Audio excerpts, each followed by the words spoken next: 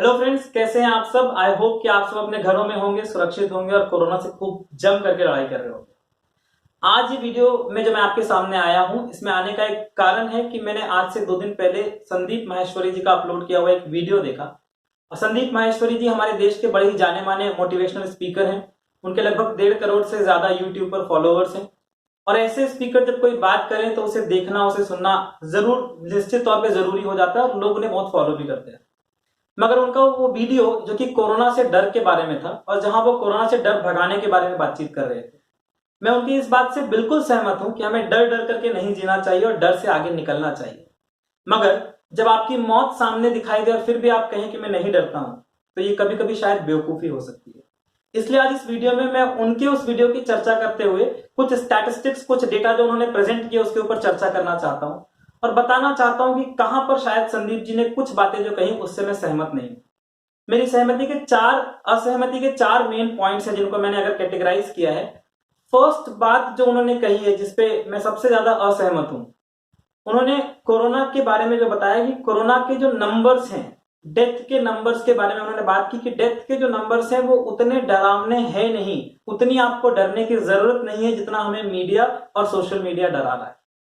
फिर उन्होंने इसके बारे में कुछ नंबर्स प्रेजेंट करके बताया कि इंडिया में आज तक 40 लाख टेस्ट कोरोना के हुए हैं, जिसमें से लगभग 2 लाख पॉजिटिव पाए गए मरीज हैं। और फिर उन्होंने बताया कि ये नंबर 5% आता है, यानी हर टेस्ट के पीछे 5% लोग पॉजिटिव आते हैं। और टोटल जो डेथ हुई है इंडिया में, उन्होंने जब वीडियो बनाया तब तक अप्रोक्सीमेटली 5,900 डेथ्स हुई थी। और इससे उन्होंने बताया कि पॉजिटिव पाए जाने वाले लोगों में से 3% लोगों की डेथ हो रही है। करेक्ट। फिर उन्होंने इसको एक जनरलाइज्ड वे, स्टैटिस्टिक्स बड़ी ही कमाल की चीज है दोस्तों, इसमें से मैं जो आपके सामने प्रेजेंट करना चाहूं वो आ सकता है।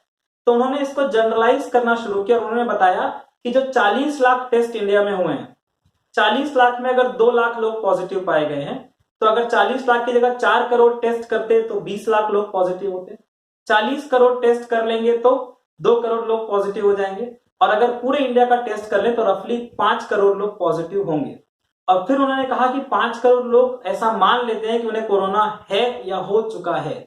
और अगर 5 करोड़ लोगों को कोरोना है या हो चुका है और उसमें सिर्फ 5,900 लोग मरे हैं, तो मरने वालों का जो डेटा है परसेंटेज में, उन्होंने कहा कि 0.01% भी नहीं है। अब इसके बाद उन्होंने एक और बात से इसको कंपेयर किया जिसमें मैं बाद में आऊंगा। 0.01% का जो नंबर उन्होंने दिया, चलिए मैं मान लेता हूं कि हर एक स्टैटिस्टिकल डेटा अगर सही है कि इंडिया में पूरे लोगों का टेस्ट करने पे 5 करोड़ लोग पॉजिटिव पाए जाएंगे और 5 करोड़ लोगों में से 5,800 या 900 लोग मरे हैं, इसलिए 0.01% का डेटा। मगर आज जब मैं ये वीडियो रिकॉर्ड कर रहा हूं तो ऑलरेडी इंडिया में डेथ का नंबर, कोरोना की वजह से डेथ का नंबर 7,500 पहुंच चुका है। अब ये 7,500 अगर 0.01 पे ही उसे अटके रहना है तो ये नंबर 7,500 जाने से वो 0.01 से आगे बढ़ चुका है। हालांकि अभी भी 0.01 से अगर वो 0.015 भी हो जाए तो बहुत कम नंबर है। मगर ये कम नंबर के पीछे की कहानी एक और है दोस्तों। ये कोई स्टैटिक डिसीज नहीं है कि एक इंसान को हो गई और वहीं रहेगी। ये एक कम्युनिकेबल डिसीज है। एक इंसान कई लोगों तक इसे पहुंचा सकता है, इसलिए इसके मल्टीप्लाइंग इफेक्ट्स है। तो वो 0.015% कब मल्टीप्लाई होकर के बहुत ज्यादा बड़ा नंबर बनने लगेगा, ये एक सोचने वाली बात। अब इस डेटा के अंदर एक और दूसरा डेटा जो है, वो दूसरा डेटा किस बात का है कि उन्होंने कहा कि ये जो नंबर्स हैं, नंबर्स के अंदर मैंने अभी आपको समझाया कि 0.01% के डेटा पे हम स्टैटिक नहीं रह सकते। एक दूसरा डेटा जो आपने दिया, वो दूसरा डेटा यह है कि 40 लाख जो टेस्ट हुए हैं हमारे यहाँ, उसमें 5% लोग यानी कि लगभग 2 लाख लोग पॉजिटिव पाए गए हैं, जो 5% होता है। 40 लाख का 5% 2 लाख, मैं मानता हूं कि ये सही है। मगर ये डेटा भी ऐसा ही स्टैटिक नहीं है, ये एक एवरेजिंग कर दी गई है डेटा की। जब केसेस शुरू हुए, टेस्टिंग शुरू हुई, तब से लेकर के आज तक का एवरेज है 40 लाख में से 2 लाख पॉजिटिव मरीज। प्रॉब्लम यह है कि शुरू में जब टेस्ट हो रहे थे तब हमारे यहाँ पॉजिटिव मरीज कम निकल रहे थे, पर आज इस वीडियो के बनाने की डेट पे अगर मैं पिछले इस जून के महीने की बात करूं तो जून के जो एवरेज डेटा है, जितने टेस्ट किए गए पर डे और जितने पॉजिटिव नंबर्स आए, इनका मैंने जब रेशियो निकाला, एवरेज निकाला, और ये डेटा ऑफ कोर्स अवेलेबल है हर जगह। ठीक, आप वर्ल्डोमीटर के अंदर जाकर के ये डेटा देख सकते हैं, कोविड इंडिया के अंदर जाकर के ये वीडियो डेटा देख सकते हैं। और ये डेटा जब आप देखेंगे, पर डे का डेटा अवेलेबल है। तो नंबर ऑफ टेस्ट के कंपैरिजन में पॉजिटिव मरीज जो है उनका परसेंटेज का एवरेज 7.2 है। तो ये ओवरऑल जो 5% का एवरेज है ये पुराने और नए डेटा को मिला करके है, पर अब जो नए डेटा आ रहे हैं उसमें 7.2% पॉजिटिव केसेस निकल करके आ रहे हैं। और फिर से मैं यही बात दोहराऊंगा कि ये डिसीज जो है कम्युनिकेबल डिसीज है। तो ऐसा नहीं है कि हर 100 में से 7 लोगों को होने से अगले 100 में भी 7 लोगों को ही ये बीमारी होगी। पहले 100 में से अगर 7 लोगों को है तो वो अगले 100 में से 14 लोगों को ये बीमारी फैला सकते हैं अगर इसे रोकने की कोशिश नहीं की गई। डरना जरूरी है, ये भी बात सही है कि डर करके हम पूरी जिंदगी नहीं जी सकते, मगर एक हद तक जहां डर की रिक्वायरमेंट है वहां डर होना जरूरी है। अगली बात जो है, अब आपने कंपेयर कर दिया कोरोना को रोड एक्सीडेंट के साथ और आपने बताया कि इंडिया में लगभग हर साल 1.5 लाख रोड एक्सीडेंट्स होते हैं और अगर जीना ही या मरना नहीं है यही हमारा अल्टीमेट ऑब्जेक्टिव है तो पूरे रोड्स को बंद कर देना चाहिए, ट्रांसपोर्टेशन को बंद कर देना चाहिए, 1.5 लाख डेथ होने से बच जाएगी। यहां पर फिर एक गलती जो हो गई यही बात है कि रोड एक्सीडेंट्स जो है रोड एक्सीडेंट कम्युनिकेबल नहीं होते हैं। अगर मेरा एक्सीडेंट हुआ और मैं मर गया तो सिर्फ मैं मरूंगा, मेरे मरने से मैं 5 और लोगों को ये मरने की बीमारी नहीं फैलाऊंगा। मगर अगर मुझे कोरोना हो गया और मैं ऐसा ही घूमता रहा जैसा कि आप कह रहे हैं कि बिना डर के, तो मैं 5 क्या 50 और लोगों को ये बीमारी फैला सकता हूं। तो अगर 5000 लोगों को भी कोरोना पॉजिटिव है, मैं सिर्फ 5000 का नंबर ले रहा हूं जबकि हमारी कंट्री में ऑलरेडी 2 लाख से ज्यादा केसेस हैं, 5000 लोगों को भी कोरोना पॉजिटिव है तो ये 5000 2.5 लाख बनने में ज्यादा देर नहीं लगेगी और ये 2.5 लाख हर साल होने वाले 1.5 लाख रोड एक्सीडेंट की डेथ से बहुत ज्यादा हो जाएगा। करेक्ट। इसमें एक तीसरी बात ये है कि जो रोड एक्सीडेंट्स का एवरेज है, मैंने एक स्टैटिस्टिक्स का यूज जब उन्होंने किया तो मैंने भी थोड़ा स्टैटिस्टिक्स लगाया। रोड एक्सीडेंट्स अगर 1.5 लाख होते हैं एक साल में तो रफली on an average per day 410 लोगों की डेथ रोड एक्सीडेंट में इंडिया में होती है।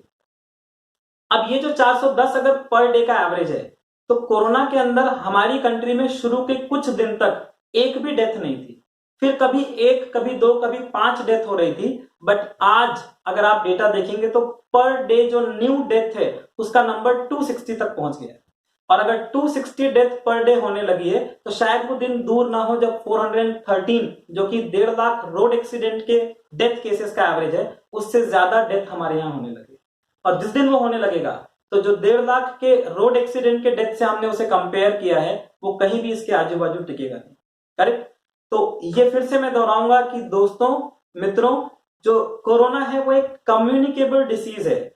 इसे लेकर के अगर एक कोरोना पॉजिटिव इंसान बहुत जगह घूमेगा तो इसे फैलाएगा, मगर एक रोड एक्सीडेंट में जिसका एक्सीडेंट हो गया एक इंजर्ड इंसान भी अगर कहीं घूमेगा तो वो अपने रोड एक्सीडेंट को दूसरे तक नहीं फैलाएगा। अगली बात, आपने कहा कि ये जो पैनिक क्रिएट हो रहा है, ये पैनिक क्रिएट होने का जो रीजन है बहुत सारे टेस्ट हमने बढ़ा दिए हैं। टेस्ट बढ़ाने की जरूरत नहीं है बल्कि टेस्ट कम करने की जरूरत है। ये वो सबसे बड़ा पॉइंट है जिससे मैं डिसएग्री करता हूं कि टेस्ट बढ़ाने की जरूरत नहीं है, टेस्ट कम कर देने चाहिए, क्योंकि कम टेस्ट करेंगे तो इससे क्या होगा, कम पॉजिटिव नंबर्स हमारे सामने आएंगे। कम पॉजिटिव नंबर आएंगे तो हम शायद कम डरेंगे कि अच्छा चलो केस कम होने शुरू हो गए। एक्चुअली केस कम होने शुरू नहीं होंगे, हमें केस पता चलना कम शुरू हो जाएगा। जब पहले टेस्ट कम हो रहे थे और कम नंबर आ रहे थे पर टेस्ट के बढ़ने से ज्यादा नंबर आने लगे, इसका मतलब ये नहीं है कि टेस्ट ज्यादा हो रहे हैं इसलिए ज्यादा पॉजिटिव आ रहे हैं, वो पॉजिटिव हैं इसलिए वो पॉजिटिव पता चल रहे हैं। अब अगर टेस्ट कम किए जाएंगे, जैसा कि आपने वीडियो में सजेस्ट किया कि जो बहुत सीरियस या क्रिटिकल केसेस हैं जिनको हॉस्पिटलाइज करने की जरूरत है उनका टेस्ट किया जाना चाहिए। तो एक बात बहुत इंपॉर्टेंट है कि अभी तक कोरोना की जितनी स्टडी है वो ये बोलती है कि इंसान की बहुत सारी दवाई तो इसकी है नहीं, जैसा आपने भी एग्री किया। जब दवाई नहीं है तो इससे हम निपटेंगे कैसे, इससे हम लड़ेंगे कैसे, हमारी अपनी इम्यूनिटी पावर से। तो अगर मैं बहुत सीरियस स्टेज में अभी नहीं गया हूं और मेरा टेस्ट नहीं हुआ तो सीरियस स्टेज तक जाने के बाद मेरी इम्यूनिटी पावर उस बीमारी से मुझे बचा पाएगी कि या नहीं, इसकी जवाबदारी किसकी है, ये कौन बताएगा। हाँ, पर अगर मेरे टेस्ट होते रहे और मैं अगर इनिशियल स्टेजेस में ही मुझे पता चल जाता है कि मुझे कोरोना के सिम्टम्स हैं या कोरोना का वायरस अंदर है तो मुझे कहीं आइसोलेट किया जाएगा और किसी ना किसी प्रकार की मेडिकेशन मेरी शुरू की जाएगी। शायद मेरी इम्यूनिटी पावर को बनाए रखने वाली मेडिकेशन शुरू हो जाएगी, तब शायद मैं उससे लड़ पाऊं। क्योंकि मुझे या एक कॉमन मैन को ये नहीं पता कि उसकी इम्यूनिटी कितनी स्ट्रांग है, और खासतौर से कोरोना के अगेंस्ट कितनी स्ट्रांग है। दूसरी बात कि अगर टेस्ट कम कर दिए जाए या सिर्फ सीरियस लोगों को हॉस्पिटलाइज करने के लिए उनका टेस्ट किया जाए, तो अगर मैं पॉजिटिव पाया जाता हूं सीरियस स्टेज पे जाने के बाद, तो क्या मेरे घर में जो 5 लोग हैं उनका टेस्ट नहीं किया जाना चाहिए? क्या मेरे आसपास जिन लोगों से मैं कांटेक्ट में आया हूं उनका टेस्ट नहीं किया जाना चाहिए? और अगर ये किया जाएगा तो नंबर ऑफ टेस्ट कम कैसे होंगे? Because this is a communicable disease. मैं जितने लोगों से मिला होऊंगा, क्योंकि जब मेरा टेस्ट हुआ वो तब हुआ जब मुझे सिम्टम दिखा, उसकी रिपोर्ट और 3 दिन या 4 दिन बाद आई, पर सिम्टम दिखने से पहले भी शायद वायरस मेरे अंदर था, और मैं जितने लोगों से मिल रहा था मैं उन तक कहीं ना कहीं इसके ट्रेसेस छोड़ता आ रहा था। तो दोस्तों, मैं आपसे रिक्वेस्ट करता हूं कि डरना नहीं है, ये बात सही है, मगर एक लेवल आपको अपनी सेफ्टी सिक्योरिटी का ध्यान रखना है। और खास तौर से संदीप जी जो है, उनके फॉलोअर्स, जहां तक मैं जानता हूं कि इंडिया का यूथ उनका बहुत बड़ा फॉलोअर है, और ये यूथ जो है, यूथ ज्यादातर केसेस में जब फॉलो करता है वो आज उस कंडीशन में है कि अपने माँ बाप को शायद कम फॉलो करे और आपको ज्यादा फॉलो करे। ऐसे केस में अगर उनको ये बता दिया जाए कि डरना नहीं है, तो वो किसी काम के लिए तो शायद घर से बाहर नहीं निकलेंगे, मगर घूमने फिरने के लिए घर से बाहर निकलने लगेंगे, जो इस कंट्री के लिए और भी खतरनाक होगा, क्योंकि यूथ जो है वो हमारी आने वाली कंट्री की आने वाले टाइम का पिलर है। उसके बिना ये कंट्री आगे नहीं बढ़ेगी। और चौथी बात जो आपने की, एक एग्जाम्पल आपने दिया उस वीडियो में, एग्जाम्पल दिया एक घर का, जिस घर में हजारों दरवाजे हैं, और अगर बाढ़ आ जाए और एक दरवाजे को बहुत अच्छे से बनाए रखने की कोशिश की जाए तो बाकी दरवाजे से तो घर डूब ही जाएगा। मैं इस उदाहरण से भी एग्री नहीं करता हूं। मैं कहना चाहता हूं कि मेरे घर में जो 5 लोग हैं, वो 5 लोग ही मेरे घर के दरवाजे हैं, और इन दरवाजों से कोरोना अगर एंट्री मारेगा तो इन 5 में से जब भी कोई एक पर्सन बाहर किसी ऐसे कोरोना के रिस्क वाले एरिया में जाता है, तब वो दरवाजा मेरे घर का खुला होता है जहां से वो बाढ़ अंदर आ सकती है। अब अगर एक इंसान मेरे घर का पॉजिटिव पाया जाता है और उसके टेस्टिंग के बाद मैं उसे हॉस्पिटल में एडमिट करवा देता हूं, तो मैंने उस दरवाजे की जगह दीवार बना दी, क्योंकि अब वो इंसान मेरे घर से बाहर है, भले ही वो हॉस्पिटलाइज है, ये जरूरत है समय की। और 4 और जो लोग मेरे घर में हैं, जब मैं उनकी टेस्टिंग करवाता हूं, तो मैं ये इंश्योर करता हूं कि बाकी के 4 जो दरवाजे हैं, जो दीवार नहीं बन पाए, वो सेफ है या नहीं, वहां से कहीं पानी तो अंदर नहीं आ जाएगा। तो आपने जो बात कही है कि दरवाजे, हजारों दरवाजे, हमारे घर में हजारों दरवाजे नहीं है, 5 अगर लोग हैं तो वो 5 दरवाजे हैं जहां से कोरोना अंदर आ सकता है। और जो लोग मेरे घर में मुझसे मिलने आते हैं या काम पर जो बाई आती है, वो एरियाज हैं जहां से कोरोना अंदर आ सकता है।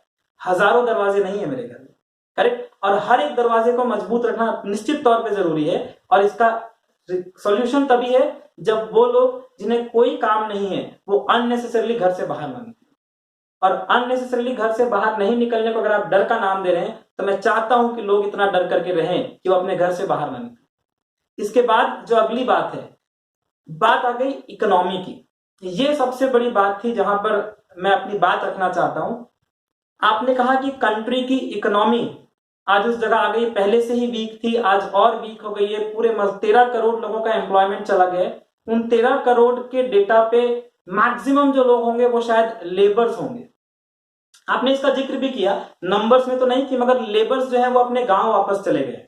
और अगर वो डरता रहेगा तो वो शहर वापस नहीं आएगा, वो डरता रहेगा तो वो अपने काम पे नहीं लौटेगा, और काम पे नहीं लौटेगा तो इकोनॉमी और इंडस्ट्री जो है वो बर्बाद होने की तरफ चलने लगेगी। रिसेशन और डिप्रेशन तक की आपने बात की। मैं ये बात कहना चाहता हूं सभी से कि इस देश की नहीं, इस दुनिया की इकोनॉमी हमेशा से चलती रही थी, चलती रही है, और आगे भी चलती रहेगी। हाँ, उसकी चाल थोड़ी सुस्त या कभी थोड़ी तेज हो सकती है। और ये बात बहुत जरूरी है जान लेना कि खास तौर से हमारे देश की इकोनॉमी जो है, ये इकोनॉमी एक मजदूर के पेट पर पैर रख करके चलाई जाती है। क्योंकि मैं ये कहना चाहता हूं कि आप जिन मजदूरों की बात कर रहे हैं कि जो मजदूर वापस चले गए हैं, वो डरे ना, वो वापस आ जाए काम पर। डरने की बात दूर है, वापस आने की बात दूर है। पहला सवाल यह है कि वो वहां से गए क्यों। मैं ये कहना चाहता हूं कि मैं एक छोटे से राज्य छत्तीसगढ़ से आता हूं, जिसे आप एक गरीब राज्य भी कह सकते हैं शायद। ठीक, ऐसे बहुत से राज्य हैं, चाहे वो यूपी हो, चाहे बिहार हो, चाहे झारखंड हो, चाहे छत्तीसगढ़ हो, उड़ीसा हो। आप अगर गौर करेंगे तो आप देखेंगे इन राज्यों से किसी भी दूसरे राज्य में मजदूर गया नहीं है। दूसरे राज्यों से, जिन्हें हम अमीर राज्य कहते हैं, वहां से मजदूर हमारे राज्यों में आया है। तो एक्चुअली अमीर राज्यों के अंदर, जहां पर अमीर लोग रहते हैं, बड़ी बड़ी फैक्ट्रियां हैं, बड़े बड़े बिजनेसेस हैं, जिन्हें आज लॉकडाउन खुलने के बाद वापस मजदूरों की जरूरत पड़ी है, वो आज ये कह रहे हैं कि इकोनॉमी की हालत खराब हो जाएगी। मैं ये कहना चाहता हूं कि अगर अपने यहां काम करने वाले मजदूरों को 2 महीने वो अपने यहां पाल लेते तो ये बात कहने की नौबत ही नहीं आती। आज जब लॉकडाउन खुलता तो वो मजदूर वहीं होते और वहीं वापस काम कर रहे होते। मगर उन अमीरों ने, उन इंडस्ट्रियलिस्ट ने, उन फैक्ट्रीज ने अपने मजदूरों का ध्यान रखना जरूरी नहीं समझा।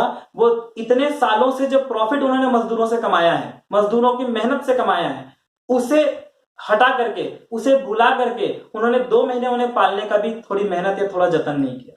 अगर ये कर लेते तो वो मजदूर अपने घर नहीं लौटता। और साहब वो तो मजदूर है, जिस जगह वो गया है वहां फिर कुछ ना कुछ काम जरूर करेगा, चाहे वो खेती बाड़ी करे। जो जमीन वो अपने गांव में छोड़ आया था, उस जमीन पे वापस से फसल उगाएगा और उस फसल से भी वो इंडिया की इकोनॉमी में योगदान देगा। हाँ, दर्द उन्हें जरूर होगा जिनकी फैक्ट्रियां शायद बंद हो जाए मजदूरों के न होने से, पर वो फैक्ट्रियां चल भी उन मजदूरों की वजह से रही थी। अगर 2 महीने उनका ध्यान दे लिया होता तो शायद आज ये बात कहने की नौबत नहीं आती। इसी के साथ अपनी बात को विराम देना चाहूंगा और फिर से आप सबसे रिक्वेस्ट करूंगा कि जहां डरने की जरूरत है वहां डर जरूरी है। और आप हर एक घर में, चाहे वो मेरा घर हो चाहे आपका घर हो, हम हर एक के घर में कहीं ना कहीं एक कोरोना वॉरियर है। क्योंकि एक इंसान जो आज इस स्थिति में भी कमाने के लिए बाहर जा रहा है, वो कहीं ना कहीं डरते हुए जा रहा है और डर करके लड़ता है। और एक योद्धा जब लड़ने के लिए जाता है, एक योद्धा किसके लिए लड़ने जाता है, चाहे वो इस कंट्री की आर्मी हो, चाहे किसी भी युद्ध में जाने वाला योद्धा हो, कहीं ना कहीं वो अपने घर, अपने परिवार, अपने समाज, अपने देश के लिए लड़ रहा होता है। तो हर घर में एक निडर योद्धा है जो आज जाकर के बाहर लड़ रहा है, मगर उसके निडर हो जाने से बाकी 5 जो सुरक्षित हैं उन्हें सुरक्षित रखे रहना जरूरी है। क्योंकि वो निडर अगर कभी कभी खुदा ना खास्ता बीमार पड़ जाए, हॉस्पिटल में चला जाए, तो फिर किसी निडर की जरूरत होगी उस घर को चलाने की। Thank you. जय हिंद, जय भारत।